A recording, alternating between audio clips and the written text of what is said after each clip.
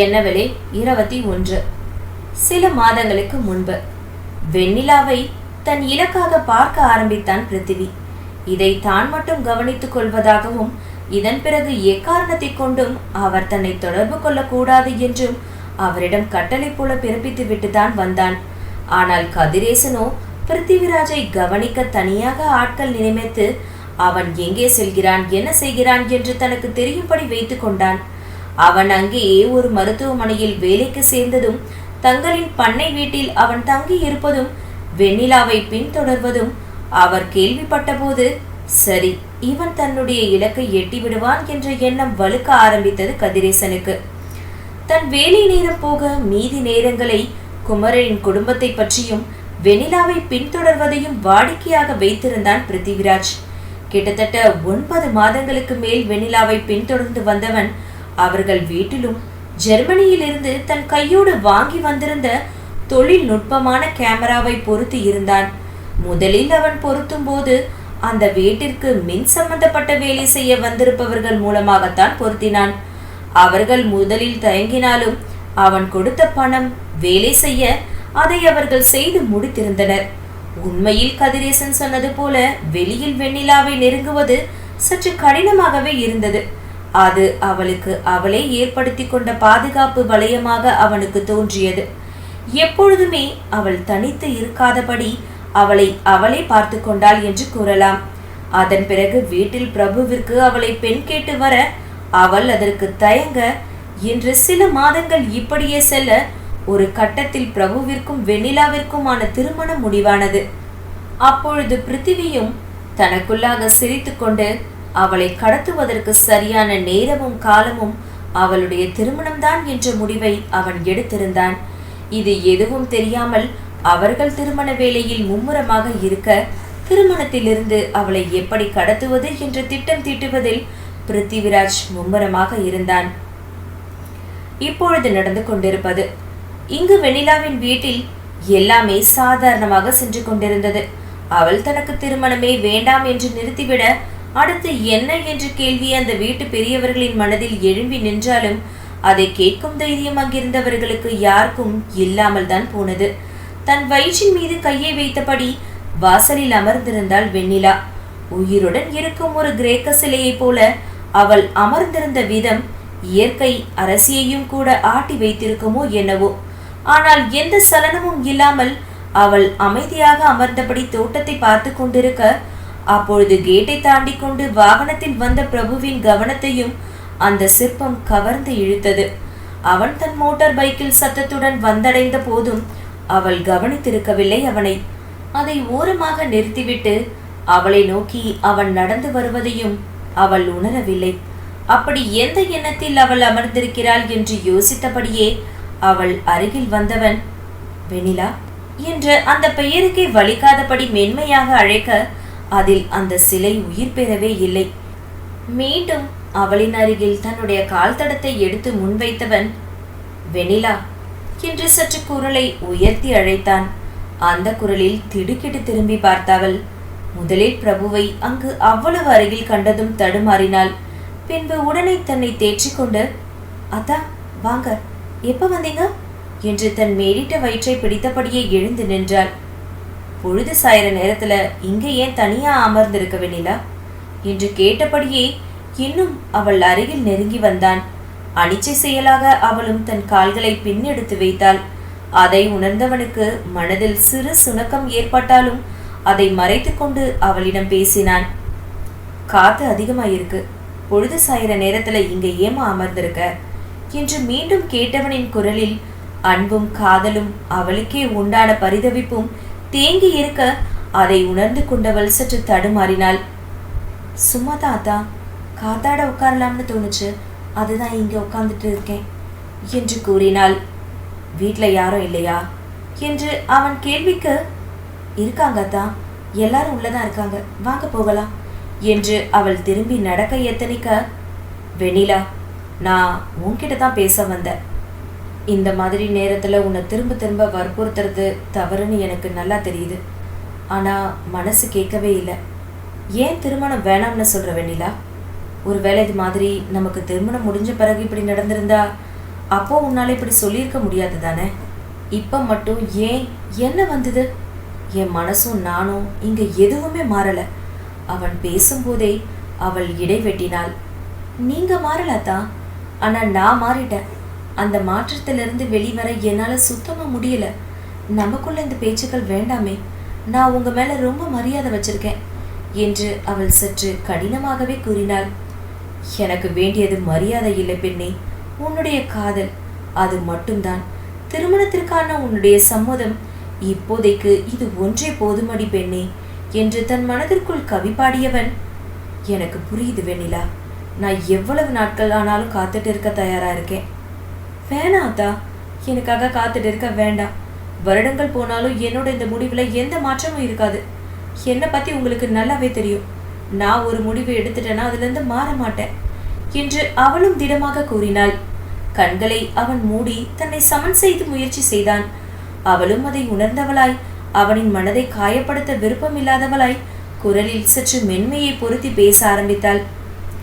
என்னால நீங்க பட்ட கஷ்டம் எல்லாம் போதும் அத்தா, இனிமேலாவது கொஞ்சம் நிம்மதியா இருங்க என்று கூறிவிட்டு அவனுக்கு காத்திருக்காமல் தன் வயிற்றை பிடித்துக்கொண்டு வேக எட்டுக்கள் எடுத்து வைத்து வீட்டை நோக்கி நடக்க ஆரம்பித்து விட்டாள் வெண்ணிலா.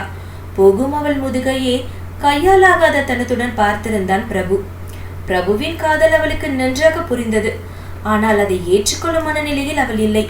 மீண்டும் மீண்டும் அது தொடரக்கூடாது என்று எவ்வளவோ முட்டுக்கட்டைகள் அவள் போடும் போதும் அவர்கள் குடும்பத்தினரும் ஏன் அவனும் கூட வந்து நிற்பது சற்று மனதிற்கு சங்கடமாக இருந்தாலும் அவர்களை கடிந்து கொள்ள முடியாமல் இன்முகத்துடனே அவர்களின் கோரிக்கையை தவிடு பொடியாக்கி கொண்டிருந்தாள் வெண்ணிலா. அன்று வெண்ணிலாவும் அவர்கள் குடும்பமும் திருமணம் வேண்டாம் என்று நிறுத்திவிட்ட பிறகு சோர்வாக வீட்டிற்கு வந்தவர்களை எதிர்கொண்ட அவர்கள் வீட்டு பெரியவர்கள் அவர்களின் மனது வருந்தும்படி பேசி இருக்க அடுத்து என்ன செய்வது என்ற முடிவை அங்கிருந்த பெரியவர்கள் சேர்ந்து எடுத்திருந்தார்கள். ஆனால் சிறியவர்களின் பட்டாளமோ பிரபுவிற்கு துணையாக நிற்க களம் இறங்கியிருந்தார்கள். இளமாறனின் மனைவி கலாவின் ஒன்றுவிட்ட சகோதரியின் மகளுக்கு பிரபுவை கேட்கலாம் என்று அவர்கள் முடிவு செய்திருக்க அந்த பெண்ணிற்கும் பிரபுவை மிகவும் பிடித்திருந்தது. ஏதாவது விசேஷங்களில் பார்த்திருந்த அவனின் மீது, அவனின் பண்பின் மீதும் நீங்காத காதல் உருவாகி இருந்தது. ஆனால் அதை அவள் வெளியில் சொல்லவில்லை. வீட்டில் இருப்பவர்கள் பிரபுவுக்கும் தனக்குமான திருமணத்தை பற்றி கலா அத்தையிடம் பேசிக் கொண்டிருக்கும் போது அதை கேட்டவள் மிகுந்த சந்தோஷம் அடைந்தாள். ஆனால் அதன் பிறகு என்ன நடந்தது என்று அவளுக்கு தெரியவில்லை. அந்த பேச்சுக்கள் அப்படியே தடைப்பட்டு அவளுக்கு வேறு இடத்தில் மாப்பிளை பார்க்க ஆரம்பித்து விட என்ன செய்வது என்று திகைத்து விழித்தவள் தன் அன்னையிடம் தன் மனதின் எண்ண ஓட்டத்தை கூறியிருந்தாள். அதன் பிறகு தான் தன் அன்னையின் மூலமாக அவளுக்கு தெரிய வந்தது பிரபு தன் அத்தையின் மகளை சிறு வயதிலிருந்து காதலித்து வருவது.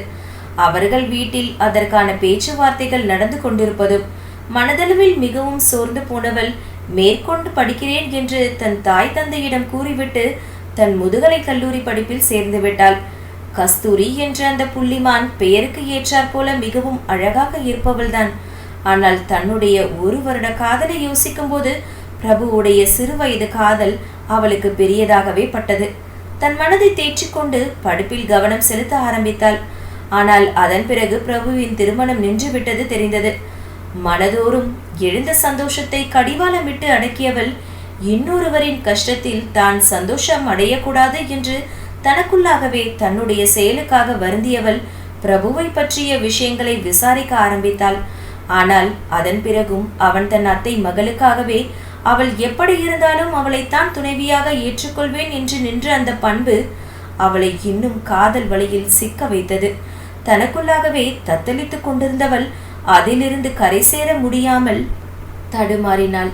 வெண்ணிலாவின் திடமான முடிவிற்கு பிறகு பெரியவர்கள் தங்களுக்குள் ஆலோசித்துக் கொண்டிருக்கும் போது கலா தன் ஒன்றுவிட்ட அண்ணன் மகள் கஸ்தூரியை பற்றி மீண்டும் வெளியிட புஷ்பாவிற்கும் தன் மகனை அப்படியே விட்டுவிடும் எண்ணம் இல்லாதமையால் அடுத்த கட்டமாக அவனுக்கு தன் ஓரவத்தி குடும்பத்தில் இருக்கும் அந்த பெண்ணை தன் மகனுக்கு முடித்து விடலாம் என்று காத்தவராயனிடம் கேட்டார்.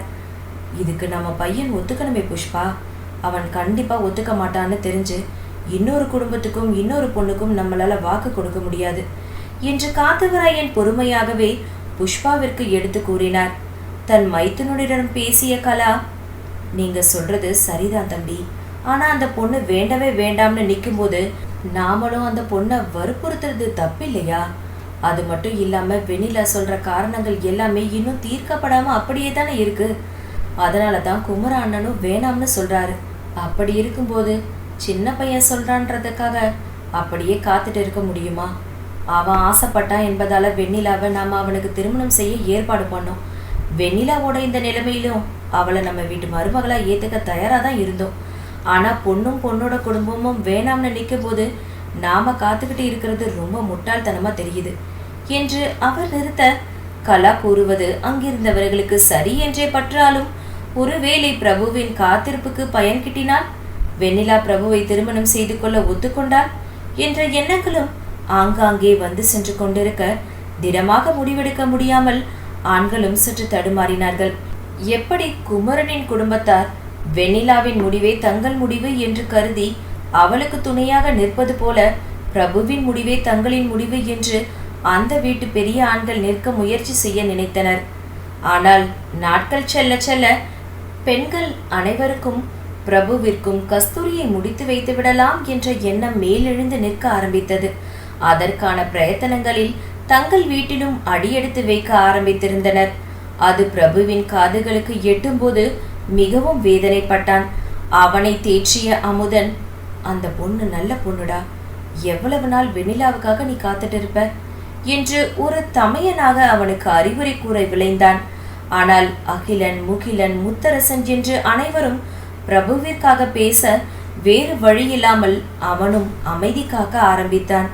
இதோ வீட்டில் இப்படி ஒரு சூழல் நிகழ்ந்து கொண்டிருக்க வெண்ணிலாவிடம் பேசிவிடலாம், அவளை எப்படியாவது திருமணத்திற்கு சம்மதிக்க வைத்து விடலாம் என்று வந்து நின்ற பிரபுவிற்கு மீண்டும் தோல்வி மட்டுமே கிட்டியது. தோல்வியால் துவண்டு விடாமல் அவன் கஜினி முகமது போல மீண்டும் மீண்டும் படையெடுத்து கொண்டுதான் இருந்தான். ஆனால் வெற்றி கிட்டுமா என்பது அவனுக்கு மட்டுமல்ல, நமக்கும் தெரிய வாய்ப்பில்லை. சில மாதங்களுக்கு முன்பு திருமண நாளும் நெருங்கிவிட்டது. இவனும் திட்டத்திற்கு வேண்டிய அனைத்து பொருட்களையும் வாங்கி வைத்திருந்தான். திருமணத்திற்கு முந்தைய நாளான நிச்சயதார்த்த வரவேற்பென்று சாதாரணமாக அந்த மண்டபத்திற்குள் நுழைந்தவன் அனைவரின் சந்தோஷத்தையும் உள்வாங்கிக் கொண்டு எரிமழையாகத்தான் வீற்றிருந்தான். தங்களுடைய குடும்பம் சின்ன பின்னமாக காரணமாக இருந்தவர்களின் சந்தோஷத்தை அவனால் ஏற்றுக்கொள்ள முடியவில்லை. மணமேடையில் நின்றிருந்த பெண்ணையும் மணமகனையும் பார்த்தான். மணமகனின் கண்களில் தெரிந்த காதலையும் பரிதவிப்பையும் உணர முடிந்தவனால் அங்கிருந்தவர்களின் சந்தோஷத்தை ஏற்றுக்கொள்ள முடியவில்லை. சரியான நேரத்திற்காக அவன் காத்து கொண்டிருக்க மணப்பெண்ணின் அறையில் யார் யார் தூங்குவார்கள் என்று இவனே ஒரு யூகம் வகித்து அவர்கள் உண்ணும் போது பெண்களில் சில பேரை குறிவைத்து அவர்களுக்கு கொடுக்கும் பாயாசத்தில் தூக்க மாத்திரையை கலந்திருந்தான். அவனே அதை பரிமாறினான். அதில் பங்கஜம், லக்ஷ்மி, பிரபுவின் குடும்பத்தில் இருந்த பெண்களுக்கும் கூட அதை கொடுத்திருந்தான். ஆண்களுக்கு சேர்த்து கொடுத்தால் சந்தேகம் வரும் என்று யூகித்து பெண்களை மட்டுமே தன் பகடைக்காயாக உபயோகித்தான். வெண்ணிலாவின் அறைக்குள் செல்வது மட்டும்தான் அவனின் நோக்கம். கண்டிப்பாக அவளின் அறையில் ஆண்கள் தங்க மாட்டார்கள் என்று யூகித்தான். அப்படி இருக்கும்போது தேவையில்லாமல் அவர்களுக்கு கலந்து கொடுப்பானேன் என்று யோசித்து தான் பெண்களுக்கு மட்டும் கலந்து கொடுத்திருந்தான். மொத்தத்தில் கடைசியாக உண்பவர்களின் பாயாசத்தில் அதை கலக்கும்படி பார்த்து கொண்டான்.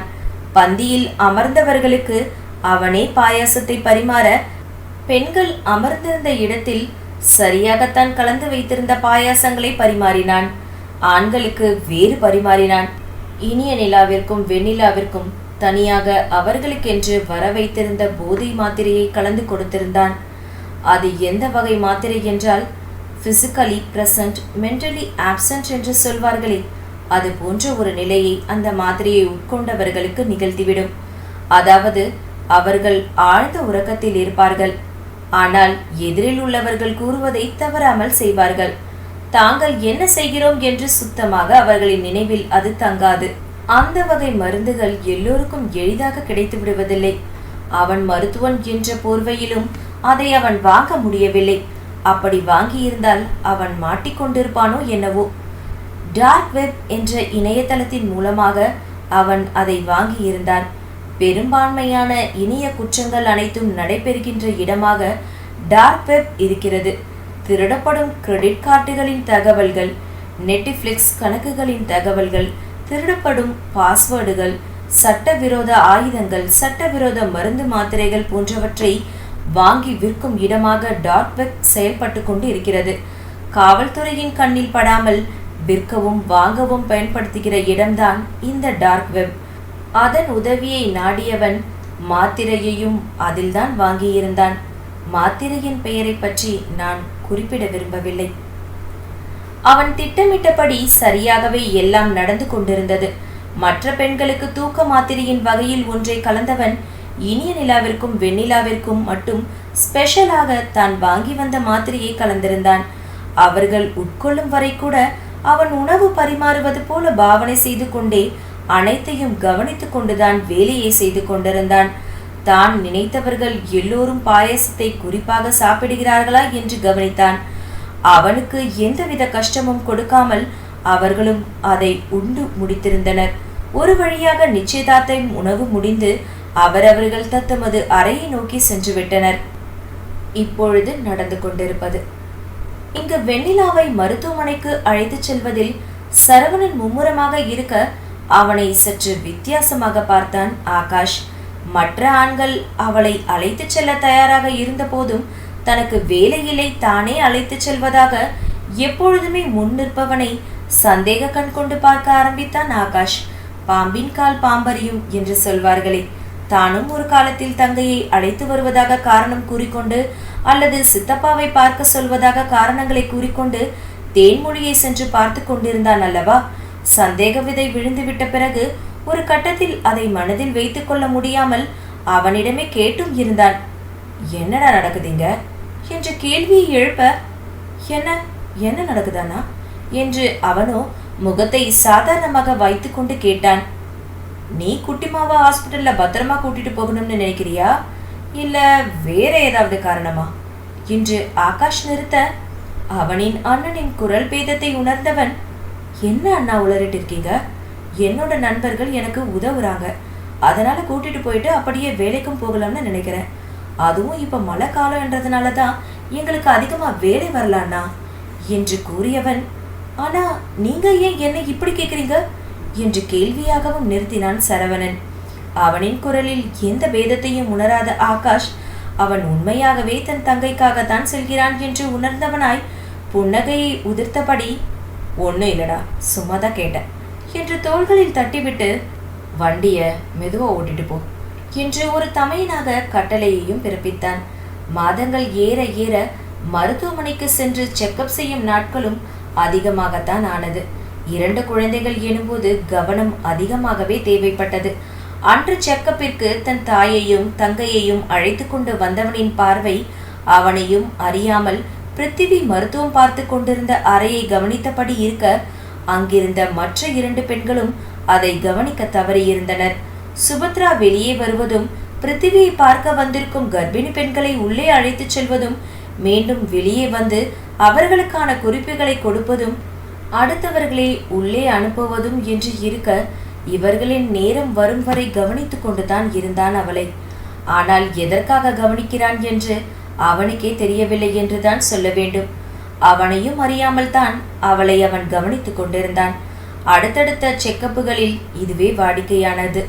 ஒரு நாள் வெண்ணிலாவிற்கு செக்கப் முடிந்துவிட மீண்டும் இரத்த பரிசோதனை ஸ்கேன் என்று எடுப்பதற்காக காத்து கொண்டிருந்தனர்.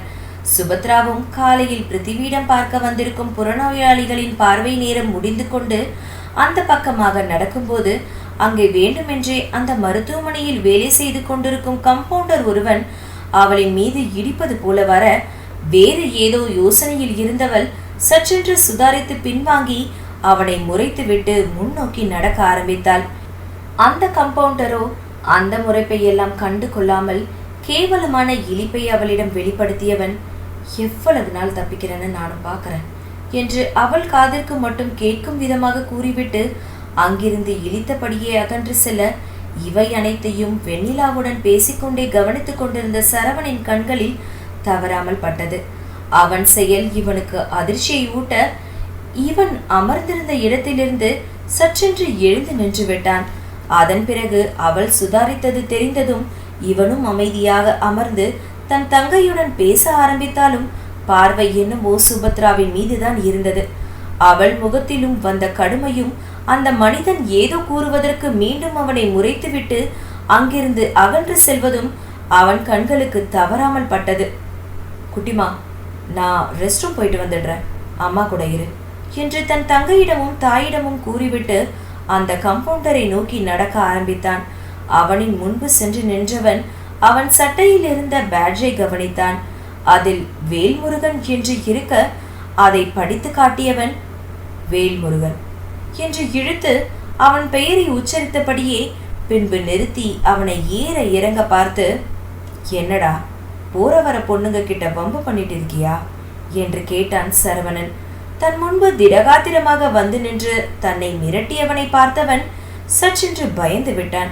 பின்பு சுதாரித்து கொண்டு, என்ன சார் விளையாடுறீங்களா, உங்க வேலையை பாருங்க என்று கூறிவிட்டு அவன் அகன்று செல்ல போக அவன் கையை இறுக்கமாக பிடித்தவன், அந்த பொண்ணு ஏன் சொந்தக்கார பொண்ணு, அந்த பொண்ணு கிட்ட வம்பு பண்றதா நினைச்சு சும்மா விட மாட்டேன், ஞாபகம் இருக்கட்டும் என்று சரவணன் கடிந்து கொள்ள, எந்த பொண்ணு சார், என்ன வளர்றீங்க என்று தடுமாறியபடி கேட்ட வேல்முருகனை ஓங்கி குத்து விடுவது போல பாவனை செய்தான் சரவணன்.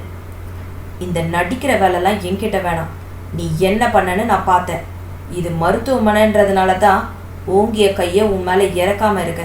நீ மட்டும் வெளியே தனியாக மாட்டினேன்னு வச்சுக்கையேன், அப்புறம் தெரியும் உன் சங்கதி. வெளியே எங்கேயும் என் கண்ணில் பட்டுடாத. இன்னொரு வாட்டி அந்த பொண்ணுக்கிட்ட ஏதாவது வம்பு பண்ணேன்னு தெரிஞ்சது, அவ்வளவுதான், இருக்கிற இடம் இல்லாமல் பண்ணிடுவேன், ஞாபகம் இருக்கட்டும் என்று முகத்தை சிரித்தபடியே வைத்துக்கொண்டு வேல்முருகனின் காலரை சரி செய்தவன், அந்த பொண்ணு பக்கம் உன் பார்வை திரும்பிச்சுன்னா கூட அவ்வளவுதான், பார்க்கறதுக்கு உனக்கு கண் இருக்காது, தப்பு பண்ணுறதுக்கு கையும் இருக்காது, வேலை செய்யறதுக்கு காலும் இருக்காது, மற்றதையும் இல்லாமல் பண்ணிடுவேன், ஞாபகம் இருக்கட்டும் என்று கூறிவிட்டு சென்றவனை சற்று பயத்துடன் தான் பார்த்தான் வேல்முருகன். அவனுக்கு திருமணமாகி 2 குழந்தைகள் இருக்கிறது. ஆனாலும் ஏனோ 3 வருடங்களாகவே சுபத்ராவின் மீது அவனுக்கு ஒரு கண். அதை நேரடியாகவும் மறைமுகமாகவும் எவ்வளவு முறை அவளிடம் கூறிவிட்டான். ஒரு முறை அவள் கையை பிடித்து இழுத்து அவளிடம் வம்பு செய்து கொண்டிருக்க அதை பார்த்த பிருத்திவி ஓங்கி அரைந்திருந்தான். இன்னொரு முறை சுபத்ரா சிஸ்டர் கிட்ட ஏதாவது பண்ணணும்னு நினைச்சேன்னா வேலை இல்லாம பண்ணிடுவேன், ஞாபகம் வச்சுக்கோ என்று மிரட்டி விட்டு போக சற்று ஒதுங்கி போக பழகி இருந்தான். அன்று பிருத்திவி அவனை மன்னித்து விட்டதே அவனுக்கு 2 குழந்தைகள் இருக்கிறது என்பதால் தான். இது மட்டும் அவனுக்கு தெரிந்தால் அவ்வளவுதான், கண்டிப்பாக வேலையிலிருந்து வேல்முருகனை தூக்கி இருப்பான். அதனாலேயே அவனுக்கு தெரியாமல் பார்த்து கொண்டான் வேல்முருகன். ஆனால் இப்பொழுது அவன் மனைவி 2வது பிரசவத்திற்கு என்று தாய் வீட்டிற்கு சென்றிருந்தாள். உள்ளே புதைந்திருந்த ஆசை துளிர் விட ஆரம்பிக்க பிருத்திவிராஜ் அவனுடைய அறையில் இருப்பதை உறுதிப்படுத்திக் கொண்டே இவளிடம் வம்பு செய்து கொண்டிருந்தான். ஆனால் இன்று புதிதாக ஒருவன் வந்து மிரட்டிவிட்டு செல்கிறானே, யார் இவன் என்ற யோசனையுடன் இருக்க அதன் பிறகு சரவணனை கவனிக்க ஆரம்பித்தான். சரவணன் ஒரு கர்ப்பிணி பெண்ணுடன் தாயுடனும் வந்திருப்பது புரிந்தது. அது அவன் பொண்டாட்டியா? பொண்டாட்டி கர்ப்பமா இருக்கான்னு நம்ம ஆளை ரூட்டு விடுறானோ என்ற யோசனையுடன் இவன் நிற்க அதன் பிறகு கவனிக்கும் போதுதான் அது அவனின் மனைவி அல்ல, தங்கை என்று தெரிந்து கொண்டான். ஒரு பெண்ணிடம் தவறாக செயல்படுபவனின் மீது காட்டும் கோபம் மட்டுமே இருப்பதாகத்தான் சரவணன் அப்பொழுது எண்ணிக்கொண்டான். தன் தங்கையை இக்கட்டில் காப்பாற்ற முடியாத கழிவிறக்கம் 3 அண்ணன்மார்களுக்கும் அதிகமாகவே இருந்தது. தன் முன்னால் நடக்கும் தவறை தட்டி கேட்க வேண்டும். அதற்கும் அந்த பெண் தனக்கும் தெரிந்த பெண் என்ற எண்ணத்தில் மட்டுமே அவளுக்கு உதவி செய்வதாக அவன் எண்ணிக்கொண்டான். அந்த வேல்முருகனை மிரட்டி இருந்தான். ஆனால் அதுவே சுபத்ராவிற்கு பிரச்சனையாக மேலும் வலுக்கும் என்பதை பாவம் சரவணன் அப்போது அறியாமல் விட்டிருந்தான். எப்பொழுதும் வெண்ணிலாவையும் இனிய நிலாவையும் அவள் மருத்துவமனையில் பார்த்தாலும் தானாகவே வந்து அவர்களின் உடல் நலத்தையும் குழந்தையின் உடல் நலத்தையும் கேட்க தவறுவதில்லை சுபத்ரா. தாய் மகள் இருவருக்குமே அந்த பெண்ணிடம் ஒரு சிநேகம் உருவாகி இருந்தது. அந்த பெண்ணிற்கும் அதுபோல வெண்ணிலாவின் அன்றைய நிலையில் இருந்து பார்த்து கொண்டிருந்தவளுக்கு 2 குழந்தைகள் என்கின்ற சந்தோஷம். அவளின் உடல்நிலை என்று அவளை பற்றி சிந்தித்த நாட்கள் அதிகமாகவே இருக்க அவளை பார்க்கும் போதெல்லாம் வெண்ணிலாவிடமும் அவளின் தாயிடமும் சென்று பேசி வருவாள் சுபத்ரா. ஆனால் மருந்தும் சரவணனிடம் திரும்பி பேச அவள் முற்பட்டதில்லை. சரவணனுக்குமே அவளை ஏன் தான் கவனிக்கிறோம், அவளுக்காக ஏன் தான் சென்று சண்டையிடுகிறோம் என்ற எண்ணம் எல்லாம் எழுந்து நிற்கவில்லை. அவன் அதை சாதாரணமாக கடந்து சென்றான். தன்னாலேயே அவளுக்கு பிரச்சனை நேரப்போவது தெரியாமல் அவளுக்கு உதவி புரிகிறேன் என்ற பேரில் வேல்முருகனை மிரட்டியும் இருந்தான். சில மாதங்களுக்கு முன்பு அனைவரும் தத்தமது அறைக்கு சென்ற பிறகு நள்ளிரவை தாண்டுவதற்காக காத்திருந்தவன் விடியலில் சமையலறை பரபரப்பாக இயங்க ஆரம்பித்து விடும் என்று தோன்ற அதற்கு முன்பாகவே ஒரு நேரத்தை குறித்தவன் சரியாக மணமகளின் அறையை நோக்கி சென்று கதவை தட்டினான். அந்த அறையில் இருந்த மற்ற இரு பெண்களும் தூக்க மாத்திரையின் உபயத்தால் தூங்கிக் கொண்டிருக்க இனிய நிலாவிற்கும் வெண்ணிலாவிற்கும் மட்டும் விழிப்பு தட்டியது. வெண்ணிலா கட்டிலின் மீது எழுந்து அமர இனிய நிலா கதவின் அருகில் சென்று தாளை விளக்கினார். தன் தாடியை நீவிக்கொண்டே கதவை தட்டியவன் தன்னை யாரும் கவனிக்கிறார்களா என்று இடமும் வலமும் திரும்பி பார்த்தான். யாரும் அங்கே இல்லாததை உறுதிப்படுத்திக் கொண்டு மீண்டும் கதவை தட்ட ஆரம்பித்தான். அவன் எப்பொழுதும் பயன்படுத்தும் கண்ணாடி மாஸ்க் சகிதமாக உள்ளே நுழைந்தவன் அவர்கள் இருவருக்கும் யார் என்று தெரியவில்லை என்றாலும் அவன் கூறும் கட்டளைகளுக்கு அடிபணிய அவர்கள் உடம்பில் இருந்த மருந்து காத்து கொண்டிருந்தது. அவன் குரலை மாற்றியே வெண்ணிலாவை தன்னுடைய கைவளைவிற்குள் எடுத்துக்கொண்டவன் அவள் மீது கட்டிலில் இருந்த போர்வையை போர்த்தியபடி இனிய நிலாவிடம் தாள் போட சொல்லி கட்டளை பிறப்பித்தான். அவரும் சுயநினைவு இன்றித்தான் என்ன செய்து கொண்டிருக்கிறோம் என்று சிறிதும் தெரியாமல் அவன் கூறியதை செய்து முடித்திருந்தார். அவன் அந்த அறையை விட்டு அவளை கைத்தாங்களாக நடக்க வைத்து அழைத்து செல்லும் போது உள்ளே ஒரு ஸ்ப்ரே போன்ற ஏதோ ஒரு புகையை செலுத்திவிட்டு கதவை சாற்றும்படி கட்டளையை பிறப்பித்துவிட்டு வெளியில் சென்று விட்டான். அந்த புகையினோடே இருந்த சிறிய வெளிச்சத்தில் அவரும் தாள் போட்டுவிட்டு தன்னுடைய இடத்திற்கு வந்து படுத்து விட்டார். வெளியில் வந்தவனுக்கு எந்தவித கஷ்டமும் இல்லாமல் எல்லோருமே தத்தமது அறையில் உறங்கிக் கொண்டிருக்க அது அவனுக்கு மிகவும் வசதியாக போனது. முன்னதாகவே எச்சரிக்கையுடன் அவன் கேமரா ஜாமரை டிவைஸை கையுடன் கொண்டு வந்திருக்க அந்த மண்டபத்தின் வாசலில் இருந்த கேமராக்களும் வரும் வழியில் பொருத்தி இருந்த கேமராக்களும் அவனின் வரவை பதிவு செய்யவில்லை. அதே போல வெண்ணிலாவுடன் சென்று சற்று தொலைவில் நிறுத்தி இருந்த அவனுடைய காரை எடுத்துக்கொண்டு புறப்பட்டு இருக்க அதன் பிறகும் எந்த கேமராக்களும் அவனையும் அவனின் மற்ற எந்த செயல்களையும் அவன் எங்கே சென்றான் என்றும் கூட பதிவு செய்திருக்கவில்லை. இப்பொழுது நடந்து கொண்டிருப்பது நாட்கள் அதன் போக்கில் அழகாக கடந்து செல்ல அன்று வெண்ணிலாவை பார்ப்பதற்கு என்று வீட்டிற்கு வந்திருந்தாள் தேன்மொழி. அவர்களின் நட்பு சிறிது காலமே என்றாலும் தன் அண்ணனுக்கு அவளின் மீது இருக்கும் ஈடுபாடும் அவளுக்கு தன் அண்ணனின் மீது இருக்கும் காதலும் புரிந்துவிட்ட பிறகு அந்த நட்பின் ஆழம் இன்னும் அதிகமாக ஆனது வெண்ணிலாவிற்கு. தன்னை பார்க்க வந்திருக்கும் தன் வருங்கால அண்ணியை பார்த்து புன்னகை புரிந்தவள், என்ன தேன்மொழி, என்னதான் பார்க்க வந்தியா இல்ல அண்ணனை பார்க்க வந்தியா என்று இழுத்து சற்று நக்கலாகவே கேட்டாள். அவளை பார்த்து சிரித்தபடியே, உங்க 2 பேரையும் பார்க்க வந்தேன்னு கூட வச்சுக்கலாம் என்று கூறியவள், நீ எப்படி இருக்க, முதல்ல அதை சொல்லு என்று கேட்டாள். தன்னை ஒரு முறை மேலிருந்து கீழ் அவளுக்கு அவளை பார்த்து கொண்டவள், எப்படி இருக்கன்னு நீயே சொல்லு என்று தன் தோழியிடமே கேட்டாள் வெண்ணிலா. தேன்மொழிக்கும் அவளுக்கும் வயது வித்தியாசம் அதிகமாக இருந்திருக்கவில்லை. ஆரம்பத்திலிருந்து தோழமையுடன் பழகிய தேன்மொழியிடம் பெயர் சொல்லியே பழக ஆரம்பித்திருந்தாள் வெண்ணிலா. ஒரு கட்டத்தில் அவள் தன் அண்ணனின் மனைவியாக போகிறாள் என்று தெரிந்து கொண்டு, அப்படின்னா அண்ணின்னு கூப்பிடணுமா என்று அவள் கலாய்க்க, அதுக்கெல்லாம் எந்த அவசியமும் இல்லை, நாம எப்பயும் தோழமையாவே இருக்கலாம், நீ எனக்கு எப்பயும் வெண்ணிலா தான், நான் உனக்கு எப்பயும் தேன்மொழி தான் என்று கூறியிருந்தாள் தேன்மொழி. ஆனா கல்யாணமாகி எங்க வீட்டுக்கு நீங்க வந்துட்டீங்கன்னா எங்க அம்மா அவங்கள பேர் சொல்லி கூப்பிட விட மாட்டாங்க என்று வெண்ணிலா சிரித்து கொண்டே கூற, அதை அப்ப பார்த்துக்கலாம் என்று தேன்மொழி அந்த பேச்சுக்கு முற்றுப்புள்ளி வைத்திருந்தாள். அதன் பிறகு இருவரின் தோழமையும் நன்றாக வளர்ந்து பெருகி இருந்தது. வெண்ணிலாவின் நிலைமையை அறிந்து கொள்ள அவ்வப்போது ஆகாஷிடம் பேசிக் கொண்டிருப்பாள் தான். வீட்டிற்கு வந்த பிறகு அவளின் மனநிலையை சோதித்து அவளை வந்து பார்க்கலாம் என்று இருந்தாள். 1 மாதம் சென்ற பிறகு தான் அவளை வந்து பார்த்துவிட்டு சென்றிருந்தாள். இதோ இப்பொழுது இன்னொரு முறை வந்திருக்கிறாள். சிரித்தபடியே அவளிடம் பேச்சு கொடுத்து அவளை தன் அறையில் அமர வைத்து தன் அண்ணனிடமும் தேன்மொழி வந்திருப்பதை கூறிவிட அவன் வெண்ணிலாவின் அறையை நோக்கி வந்தான். அவன் வந்ததும் அவர்கள் இருவருக்குமான தனிமையை கொடுத்துவிட்டு, தேன்மொழிக்கு தேநீர் எடுத்துட்டு வர என்று காரணம் சொல்லிவிட்டு அவள் அங்கிருந்து சென்று விட்டாள். இருவருக்கும் சேர்த்தை எடுத்துக்கொண்டு அவள் சற்று நேரத்தில் அங்கே வரும்போது தேன்மொழி அழுதபடியே தன் அண்ணனிடம் கூறிக்கொண்டிருந்த வார்த்தைகள் அவளை அங்கேயே தேக்கி நிறுத்த வைத்திருந்தது. அவர்கள் வீட்டில் தேன்மொழிக்கு அடுத்து ஒரு தங்கை இருக்கிறாள். அவளுக்கு வரன்கள் வர ஆரம்பிக்க மூத்த பெண்ணின் திருமணத்தை முடித்துவிட்டு இரண்டாவது பெண்ணிற்கு திருமணம் செய்ய வேண்டும் என்ற நோக்கத்தில் அவர்கள் தேன்மொழியை கேள்விகள் கேட்க ஆரம்பித்து விட்டனர். வேறு வழியில்லாமல் அவள் ஆகாஷிடம் முறையிட வந்திருந்தாள். இதை அனைத்தையும் கேட்டுக்கொண்டிருந்த வெண்ணிலாவிற்கு தன்னால் எவ்வளவு பேரின் வாழ்க்கை தேங்கி நிற்கிறது என்று மனசஞ்சலப்பட்டது. ஆகாஷிற்கு என்று வரன் பார்க்கும்போது தன் தங்கைக்கு முடித்துவிட்டு தான் திருமணம் செய்து கொள்வேன் என்று கூறிவிட்டான்.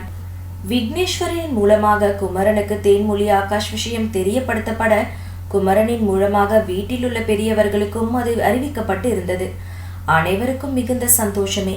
ஆனால் ஆகாஷ் தான் திடமாக வெண்ணிலாவின் திருமணம் முடிந்த பிறகு பார்த்து கொள்ளலாம் என்று கூறிவிட்டான். பெண் வீட்டிலும் அதற்காக காத்து கொண்டிருக்கிறார்கள். அவர்களும் எவ்வளவு நாட்கள் காத்து கொண்டிருப்பார்கள்? நாட்கள் அல்ல, வருடங்களாகவே காத்து கொண்டிருக்கிறார்கள்.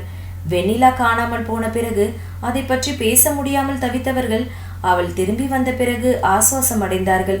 வெண்ணிலாவின் நிலை தெரிந்தும் அவளின் மீது அவர்களுக்கு நம்பிக்கையும் இருந்தது. அடுத்து என்ன என்ற கேள்வியில் தேன்மொழியின் பெற்றோர்களும் சிக்கிக்கொள்ள தேன்மொழியின் தங்கைக்கு வரன் வர ஆரம்பிக்க தேன்மொழியின் திருமணத்தை பற்றிய பேச்சுக்கள் அவர்கள் வீட்டில் எழுந்து நிற்க அதை எப்படி ஆகாஷின் வீட்டிற்கு கொண்டு செல்வது என்று தடைக்கல் அங்கே தேங்கி நின்றது. இவை அனைத்தையும் யோசித்து பார்த்தவள் திடமான ஒரு முடிவெடுத்தவளாய் புன்னகை முகத்துடன் தன்னுடைய அறைக்கு சென்றவள் இருவருக்கும் தேநீரை நீட்டிவிட்டு தானும் அவர்களுடன் சேர்ந்து பருகினாள். ஆகாஷுக்கான திருமணத்தை பற்றிய பேச்சை வீட்டில் வெண்ணிலாவை தொடங்கி வைத்தாள். தேன்மொழி வந்து சென்ற அந்த இரவே தன் தந்தையிடம் ஆகாஷ் தேன்மொழியில் பேசிக் கொண்டிருந்ததை பகிர்ந்து கொண்டவள், என்னால் அவங்க திருமணம் தடைப்படக்கூடாதுப்பா. தேன்மொழி வீட்டில் அவளுக்கு தங்கச்சி இருக்கா. அவங்களும் எனக்காகத்தான் இவ்வளவு நாள் காத்துட்டு இருந்தாங்க. ஆனால் என்னோட வாழ்க்கை தான் இப்படி ஆயிடுச்சு. இனிமே அதை புதுப்பிக்க முடியாது. அதுக்காக வீட்டில் எல்லாரும் இப்படியே இருக்கிறது சரியில்லை. நீங்கள் கொஞ்சம் வீட்டில் பேசுங்கப்பா. ஆகாஷ் அண்ணாவுக்கும் திருமணத்தை நடத்தி வைங்கப்பா என்று அவள் கூறிக்கொண்டிருக்க கேட்டுக்கொண்டிருந்த இனிய நிலாவும் அவள் தலையை ஆதரவாக வருடினார். அவளுக்கு எத்தனை பிள்ளைகள் இருந்தாலும் அவளுடைய மூத்த பையன் ஆகாஷ் தான். அவளுடைய இக்கட்டான தருணங்களில் யாரிடம் பேச பயந்த தருணங்களில் கூட அவனுக்கு துணையாக நின்றது ஆகாஷ் மட்டுமே. அவனிடம் ஒரு தனி பாசம் இனிய நிலாவிற்கு எப்பொழுதுமே இருக்கும். தன் மகளை வாஞ்சையாக பார்த்தவர் தன் மூத்த மகனின் திருமணத்திற்கு வேண்டிய ஏற்பாடுகளை செய்ய அந்த கணவனும் மனைவியும் தயாரானார்கள். அடுத்த நாள் இரவு உணவு முடிந்த பிறகு வரவேற்பறையில் அமர்ந்து பேசிக் கொண்டிருக்க அதை பிருத்திவியும் தன்னுடைய லேப்டாப்பில் கவனித்துக் கொண்டுதான் இருந்தான். குமரன் பொதுவாக பேசிவிட்டு ஆகாஷின் திருமணத்தை பற்றிய பேச்சுக்கள் எடுத்தார். கணேசனும் ஹேமாவும் ஒருவரின் முகத்தை ஒருவர் பார்த்து கொண்டார்கள். ஆகாஷிற்குமே அது அதிர்ச்சியாகத்தான் இருந்தது. ஆனால் மற்ற இரு சகோதரர்களுக்கும் அது சரி என்றே பட்டது. மூத்தவன் அவன் எவ்வளவு நாள் தன் தங்கையின் திருமணத்திற்காக காத்து கொண்டிருப்பான். அவனுக்கென்று ஒரு பெண்ணும் காத்து கொண்டிருக்கிறாள். ஆனால் வெண்ணிலா தனக்கு திருமணமே வேண்டாம் என்று கூறிவிட்டாள். எதிர்காலத்தில் அவளின் இந்த முடிவிற்கு மாற்றங்கள் ஏற்படலாம். அந்த மாற்றங்கள் வெண்ணிலாவிடம் இருந்துதான் வர வேண்டும் என்று எதிர்பார்த்தார்கள் அனைவரும். அதனால் ஆகாஷின் திருமணத்தை முடித்து விடுவது அவர்களுக்கு சரி என்று பட்டது. அமைதியாக அமர்ந்தபடியே பெரியவர்களின் பேச்சுக்களை கவனிக்க ஆரம்பித்தார்கள் இளையவர்கள் இருவரும். ஆனால் ஆகாஷ், வேண்டாம் சித்தப்பா, இப்ப எதுக்கு இதெல்லாம்? முதல்ல வெண்ணிலாவுக்கு குழந்தை பிறக்கட்டும், அதுக்கப்புறம் மற்ற விஷயங்களை பேசிக்கலாம் என்றான். இப்பொழுது தன் தங்கையின் திருமணத்தை அவனால் ஒரு காரணமாக எடுக்க முடியாது என்று உணர்ந்தே அவன் தங்கையின் பிரசவத்தை பற்றி முன்னிறுத்தினான். ஆனால் அவளின் இந்த நிலையில் அவனுக்கு மிகவும் வருத்தம் இருந்தது.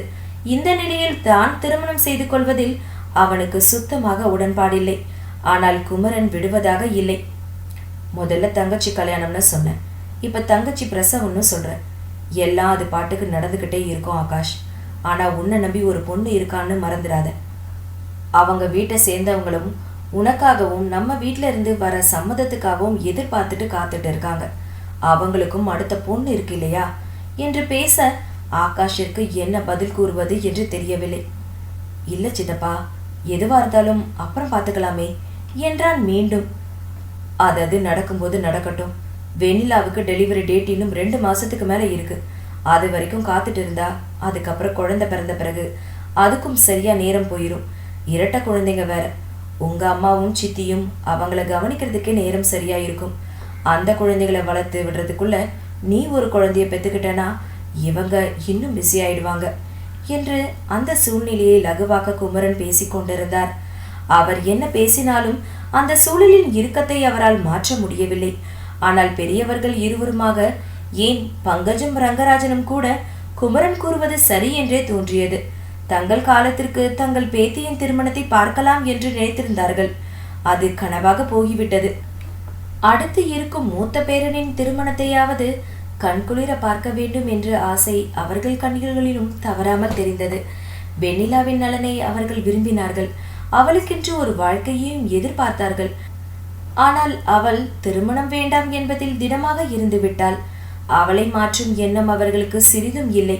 தன் பேத்தியின் மனநிலையை புரிந்து கொண்டு அமைதி காத்து விட்டார்கள். இப்பொழுது பேரனின் திருமணம் என்று வரும்போது அது சரி என்றுதான் பட்டது. தங்களின் கருத்தையும் சரி என்று அங்கு முன்னிறுத்தினார்கள்.